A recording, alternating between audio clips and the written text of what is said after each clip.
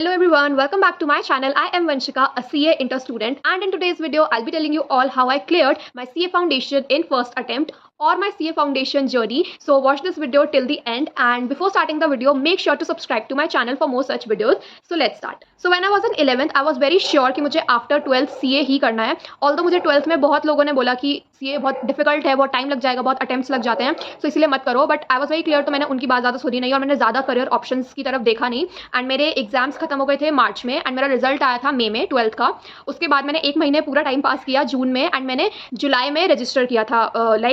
जुलाई में मैंने रजिस्टर किया था फाउंडेशन के लिए. सो मुझे सितंबर अटेम्प्ट के लिए रजिस्ट्रेशन करना था, बट उसकी डेट निकल गई थी. तो मेरा रजिस्ट्रेशन जब हुआ था तो वो जैन अटेम्प्ट के लिए हुआ था, विच वॉज ओके, क्योंकि सिलेबस बहुत ज़्यादा था. तो मैंने सोचा कि ठीक ही है. उसके बाद मुझे ना उस टाइम पे कोई गाइड करने के लिए नहीं था और बताने के लिए नहीं था कि क्या कैसे रजिस्टर करना है ये सब. तो मैं यूट्यूब पर ही देखती थी सारी वीडियोस की, how to register, how to order books, online coaching लेनी है, ऑफलाइन, ये सब मैं, और सिलेबस वगैरह ये सब मैं यूट्यूब पर देखती थी. एंड मैंने रजिस्टर भी खुद ही किया था.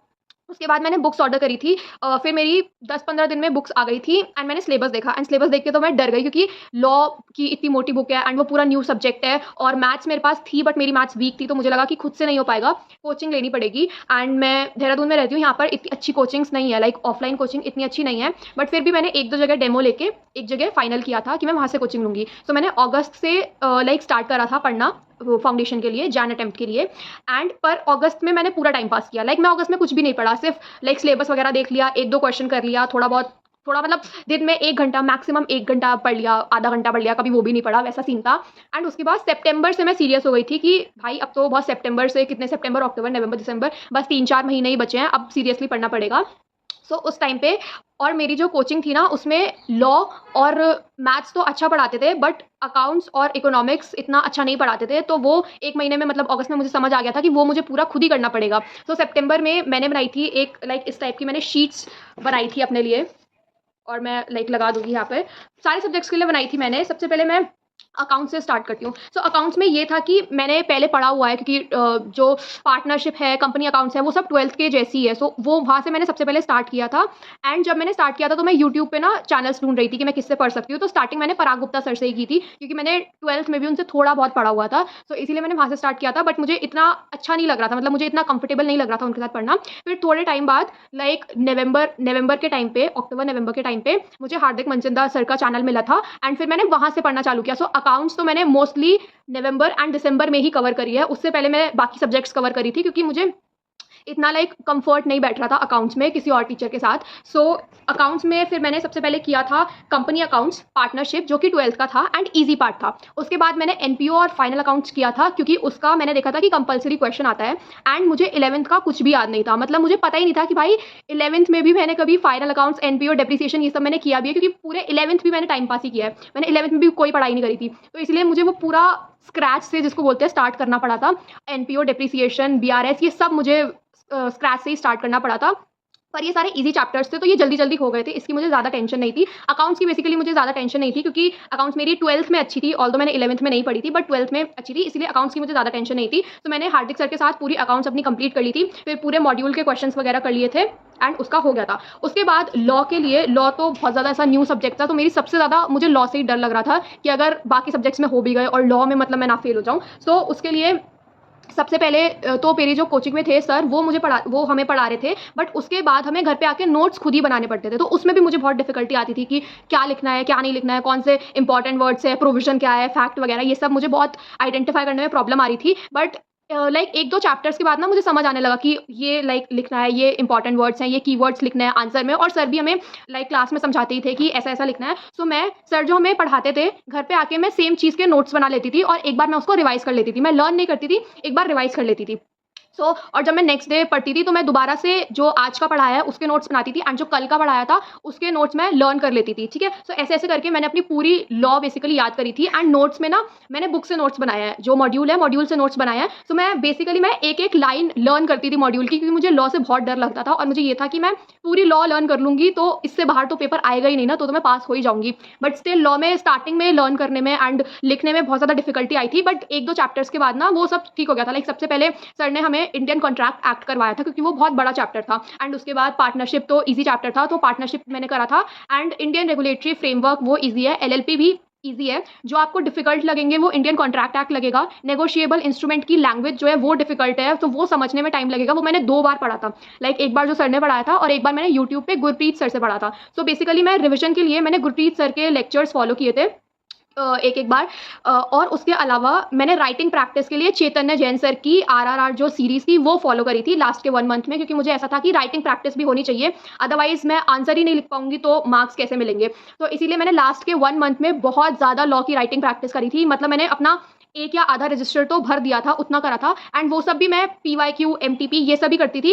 एंड मॉड्यूल के क्वेश्चंस और जो आरआरआर सीरीज में सर क्वेश्चंस प्रैक्टिस करवाते थे मैं वो लिखती थी सारे क्वेश्चन। सो ऐसे करके मैंने अपना लॉ पूरा प्रिपेयर करा था। उसके बाद मूविंग ऑन टू मैथ्स। तो मैथ्स में मतलब मैंने सारे सब्जेक्ट्स के लिए ना इस टाइप की एक शीट बना ली थी और ये मैंने अपनी इस वाले वॉल पे लगाई थी। और जैसे कि इसमें सबसे पहले लिखा है कि 1 शॉट देखना है, फिर मॉड्यूल पूरी करनी है, फिर फॉर्मूला शीट बनानी है, इंपॉर्टेंट क्वेश्चन मार्क करना है। सो मैं वो सब करके ना उस पर टिक लगा देती थी, जिससे मुझे ऐसा कॉन्फिडेंस आता था कि हाँ मेरा इतना सिलेबस कंप्लीट हो रहा है। और मैंने इस वाले वॉल पे चारों सब्जेक्ट्स का वो लगा रखा था। सो मैं जो करती थी दिन में मैं वो सब यहाँ से टिक करती रहती थी। So end of the day में मुझे कॉन्फिडेंस भी आता था कि हाँ मेरा सिलेबस कंप्लीट हो रहा है, मुझे चीज़ें आ भी रही हैं, मुझे चीज़ें याद भी हो रही हैं। और मतलब मेरे पास एक रिकॉर्ड भी रहता था कि इतना हो गया और इतना मेरा बचा है। तो मैथ्स के लिए जैसा मैंने कहा कि 11th-12th में मेरे पास मैथ्स थी, बट मेरी मैथ्स वीक थी।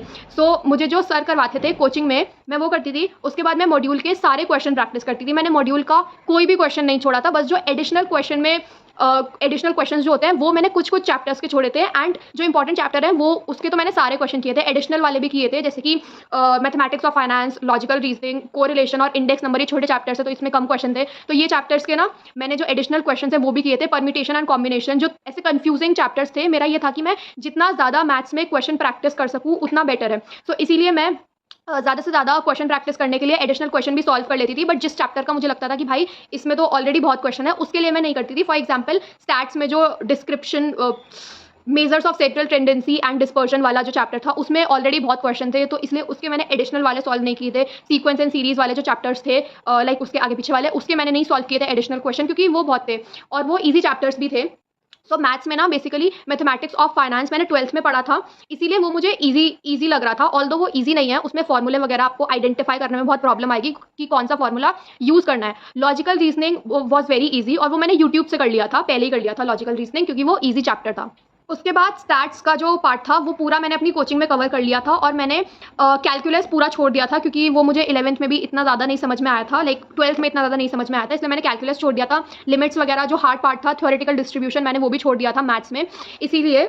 और उसके बाद मैं मैथ्स में जो एक चीज़ थी जो मुझे बहुत हेल्प करी, दैट इज़ फॉर्मूला शीट्स बनाना। तो मैं ना सारे चैप्टर्स का 1 शॉट करती थी, या फिर जो सर ने करवाया वो करती थी, मॉड्यूल से सारे क्वेश्चंस करती थी एंड उसके बाद फॉर्मूला शीट बना लेती थी हर चैप्टर की। और मैं उसको बहुत ज़्यादा फ्रीक्वेंटली रिवाइज करती रहती थी। जैसे कि अभी 5-6 दिन हो गए, सो जो पुराना चैप्टर्स है उसकी फॉर्मूला शीट उठा के मैंने लर्न कर लिया, लाइक वापस सारे फॉर्मूले रिकॉल कर लिए। सो ऐसे करके ना मुझे फॉर्मूले बहुत ज़्यादा याद रहने लग गए थे, इसीलिए वो आप चाहो तो वो भी वो कर लेना, क्योंकि वो बहुत ज़्यादा। और लास्ट में जो 1.5 डे आता है उसमें आप पूरे मॉड्यूल में तो फॉर्मूले नहीं ढूंढ पाओगे।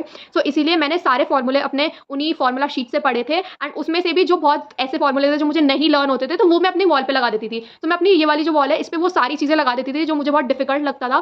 फॉर एग्जाम्पल जब मैंने अपना फाइनल अकाउंट स्टार्ट किया था ना, ये तो बहुत ही लाइक फुद्दू वाली चीज़ थी, बट जब मैंने अपना फाइनल अकाउंट स्टार्ट किया था तो मुझे P&L का फॉर्मेट ही नहीं याद हो रहा था। मैन्युफैक्चरिंग अकाउंट वो वाला फॉर्मेट याद ही नहीं हो रहा था, वो 2-3 फॉर्मेट थे वो मुझे याद ही नहीं हो रहे थे, तो वो मैंने यहाँ पे लगा दिए थे। और मैं डेली सुबह उठती थी, दिस इज़ माई बेड, तो मैं डेली सुबह उठती थी, उसे देखती थी और मुझे ऐसे करके वो याद हो गया था। मतलब वो मुझे इतना ज़्यादा अच्छे से याद हो गया था कि वो मेरे बिल्कुल, मैं रट चुकी हूँ वो चीज़ें जो मैंने यहाँ लगाई थी। थोड़ी बहुत लॉ के जो इंपॉर्टेंट डेफिनेशंस थे, सेक्शन नंबर तो मैंने लॉ में लर्न नहीं किए थे, बट 1-2 जो किए थे वो सब मैं यहाँ पर लगा देती थी, और फॉर्मूले वगैरह वो सब।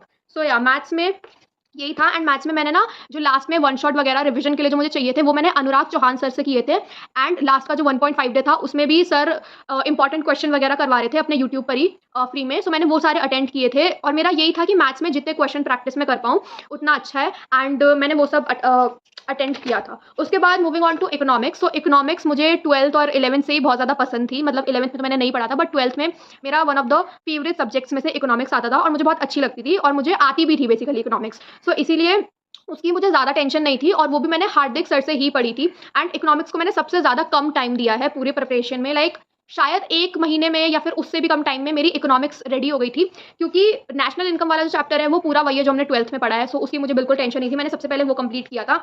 उसके बाद मैंने ये मनी मार्केट, पब्लिक फाइनेंस, ये वाले चैप्टर्स किए थे। उसके बाद इंट्रोडक्शन टू बिजनेस इकोनॉमिक्स, छोटे चैप्टर्स जो 5 मार्क्स की वेटेज थी जिनकी, वो किए थे। बिजनेस साइकिल, ये वाले किए थे। इंटरनेशनल ट्रेड मैंने छोड़ दिया था क्योंकि हार्दिक सर ने उसकी वीडियो अपलोड नहीं करी थी और वो 10 मार्क्स का चैप्टर था, तो मुझे लगा कि ठीक है अभी छोड़ ही देना चाहिए, इसको तो नहीं समझ में आ रहा है। 1-2 मैंने देखा था, लव सर के वीडियो से देखा था, बट मुझे तब नहीं समझ में आ रहा था, तो इसलिए मैंने वो वाला चैप्टर छोड़ दिया था। बाकी इकोनॉमिक्स वाज सुपर ईजी, तो वो सारी मैंने फटाफट कंप्लीट कर ली थी। एंड फिर मैं उसका भी रिवीजन करती रहती थी। लाइक मैं फॉर एग्जांपल खाली बैठी हूँ, मैं खाना खा रही हूँ, तो मैं बस इकोनॉमिक्स के लेक्चर्स चला लेती थी, क्योंकि तो मैं इकोनॉमिक्स के लेक्चर्स चला लेती थी, क्योंकि उसमें बुक वगैरह में देखने की ज़्यादा ज़रूरत नहीं है। जो सर पढ़ा रहे हैं बस उसको कॉन्सेंट्रेट करके सुन लो और वो रिवीजन हो जाता था। तो ऐसे करके मैं इकोनॉमिक्स का भी बहुत फ्रीक्वेंटली रिवीजन करती रहती थी, क्योंकि बहुत मोटी मॉड्यूल है और बहुत ज़्यादा कॉन्सेप्ट्स हैं उसमें, इसीलिए। एंड वो पूरा मैंने हार्दिक सर से ही किया था। एंड लास्ट में हार्दिक सर ने लास्ट में जो 1.5 डे वगैरह था, उसमें मैंने उनके इंपॉर्टेंट क्वेश्चन वाली सीरीज देखी थी, जो वो माइक्रो और मैक्रो के लिए अलग अलग लाते हैं। सो वो मैंने देखा था। और उसके अलावा लव सर ने जो क्वेश्चन प्रैक्टिस करवाए थे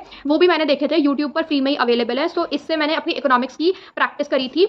मैंने जितने भी चैनल मेंशन किए हैं जिससे मैंने पढ़ाई करी थी, वो सब मैं डिस्क्रिप्शन में उनका लिंक दे दूंगी। एंड जो प्लेलिस्ट मैंने फॉलो करी थी फॉर वन शॉट की हो गई या फिर कोई भी क्वेश्चन प्रैक्टिस हो गई, सो वो सब भी मैं डिस्क्रिप्शन में उसका लिंक दे दूंगी। उसके अलावा मैंने अपने टेलीग्राम चैनल पे अपने लॉ के नोट्स और अपने मैथ्स के फॉर्मूला शीट्स वगैरह अपलोड कर रखे हैं, सो मैं उसका भी लिंक दे दूंगी। अगर आप लोगों को देखना होगा तो आप वो देख सकते हो। तो overall September, October and November 3 months में मेरा पूरा सिलेबस कंप्लीट हो गया था। एंड इन दिसंबर मैंने सिर्फ और सिर्फ रिविजन, आरटीपीज, एमटीपीज और पीवाईक्यूज करे थे। एंड जैसा मैंने बताया, लॉ में मैंने पूरे लास्ट का जो मंथ था, लॉ में मैंने ज़्यादा से ज़्यादा राइटिंग प्रैक्टिस करने की कोशिश करी थी। And for economics and maths मैंने ज़्यादा से ज़्यादा क्वेश्चन सॉल्व किए थे, क्योंकि वो एमसीक्यू पेपर है।